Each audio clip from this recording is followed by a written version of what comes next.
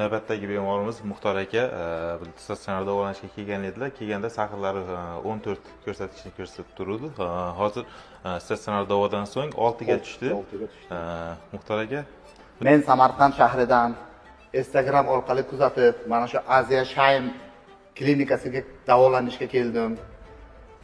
Toshkent shahriga mana bular malakali shifokorlar ekanlar. 14-13 sahrga keldim. Mana hozir 6-7 ovqatdan keyin ko'rsatishlarni ko'ryapman. Endi nima deyman, bularga mingdan ming rahmat. Hammalari malakali shifokorlar ekanlar.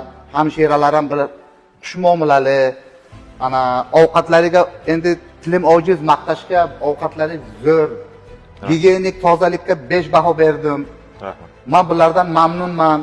Yana nasib bo'lsa kelasi yillarga kelib shularga davolanaman deb o'zimga nima niyat qilib o'zimga nima qildim? Sel qo'ydimki, shularga kelib davolanib, yana kasalligimizga shulardan bir oziqa aqtalib kelib, shu oziqani oldik bizlar. Sizlarga mingdan ming rahmat. Men o'z minnatdorchiligimni bildiraman. Salomat bo'ling. Rahmat sizlarga.